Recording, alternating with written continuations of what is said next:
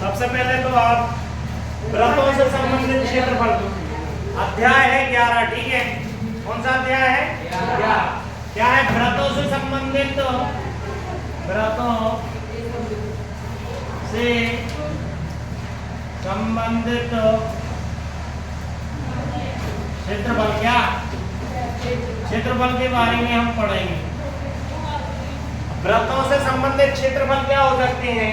जैसे कि सबसे पहला है, एक वृत्त है, वृत्त में दो त्रिज्याएं। जैसे अपन ने ये वृत्त बना लिया,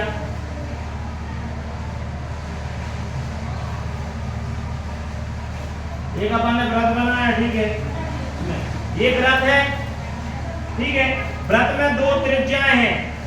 माना कि ये केंद्र से एक त्रिज्या ये हो गई और एक त्रिज्या ये हो गई, ठीक है। आया समझ में?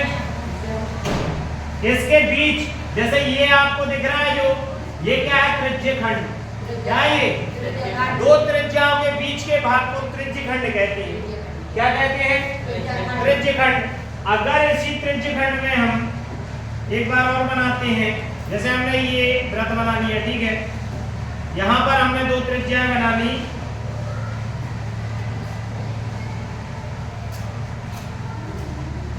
और इन त्रिज्याओं में क्या कर दिया हमने? एक जीवा खींच दी है ऐसी।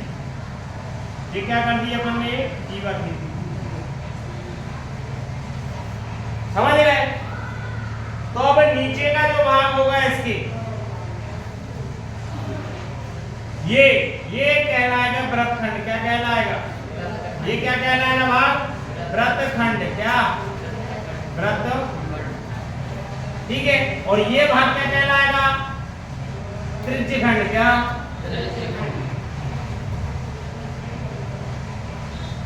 त्रिज्य खंड लिख दो, त्रिज्य खंड। अब सुनो, ये छोटा पार्ट है स्तर पे। अगर आप इसको ऐसा देखो स्तर पे, ये छोटा है कि नहीं? ये जो है, ये इसकी चाप की लंबाई। क्या है? चाप की लंबाई दिख रहा है आपको? इसमें चाप की लंबाई कहाँ होगी?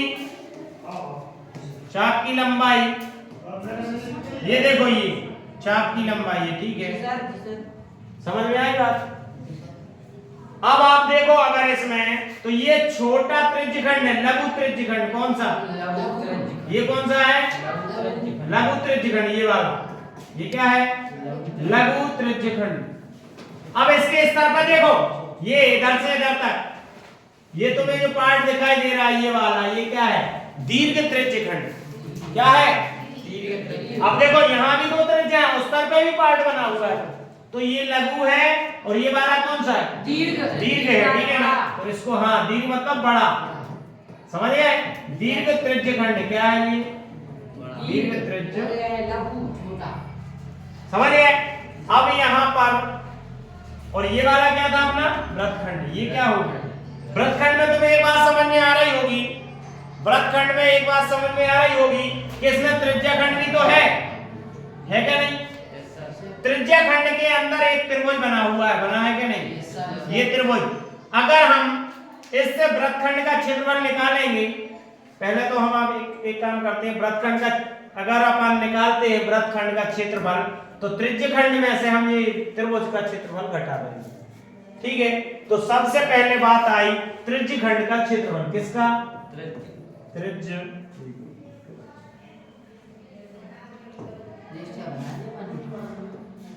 त्रिज्य खंड का क्षेत्रफल। क्या? त्रिज्य खंड का क्षेत्रफल का सूत्र क्या होगा? अब सुनो, ये पूरा कोण कितने का होता है? पूरा वृत्त 360 डिग्री का होता है। उसमें से मान के चलो हमारे पास यहाँ थीटा कोण दिया है, कुछ भी, कोई भी कोण, कुछ भी, 30, 60, 90, कुछ भी हो सकता है, 120, ठीक है। 30, 60, 90, 120 कुछ भी हो सकता है। उसमें से तो इसका सूत्र जो बनेगा, थीटा बटे 360 इंटू पाई आर स्क्वायर, सूत्र बन गया, ठीक है।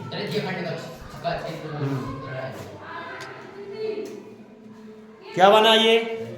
त्रिज्या खंड का क्षेत्रफल का सूत्र। कैसे बना? क्योंकि थीटा कोण कुछ इधर इन दोनों भुजाओं के बीच जो त्रिज्याएं हैं उनके बीच कुछ कोण होगा क्या? नहीं। जी सर। तो उसको बोलेंगे थीटा। और पूरा कोण कितना होता है? 360 डिग्री। 360 का कितना भाग है जी? इसलिए थीटा बटे 360 लिख रहे हैं। और वृत्त का क्षेत्रफल का सूत्र क्या होता है? पाई आर। तो थीटा बटे 360 पाई आर उसके। अब बताओ, आप जानते हो ये क्या है? ये देखें अपन, ये किसी वृत्त में ये क्या होती है? परिधि होती है कि नहीं? वृत्त की वृत्त की परिधि होती है। तो परिधि में से हमें इतना भाग चाहिए। कौन सा वाला? ये दो त्रिज्याओं से घिरा हुआ जो पार्ट है इसको बोलेंगे चाप की लंबाई। क्या बोलते हैं? चाप की लंबाई। ठीक है, तो यहां चाप की लंबाई का सूत्र बनेगा चाप की लंबाई का सूत्र। कोण कितना है तुम्हारे पास? कोई थीटा। थीटा बटे 360 गुणित यहां आ रहा था क्या? पाई आर स्क्वायर, क्योंकि यहां क्षेत्रफल निकाल रहे थे। यहां आएगा आपका चाप की लंबाई। ये क्या है? परिधि पे है क्या? नहीं है। चाप की लंबाई किस पर है? परिधि। तो परिधि का गुणा हो जाएगा 2 पाई। ठीक है ना? समझ में आया? जी सर। और वृत्तखंड का अगर तुम्हें क्षेत्रफल चाहिए, ये वृत्तखंड ये वाला छोटा, तो वृत्तखंड का क्षेत्रफल जो होगा वो बनेगा आपका कैसा? पहले तो पूरा त्रिज्यखंड है क्या? नहीं ये त्रिज्यखंड है क्या? नहीं है। तो त्रिज्यखंड का क्षेत्रफल माइनस त्रिज्यखंड का क्षेत्रफल माइनस नीचे ये क्या है?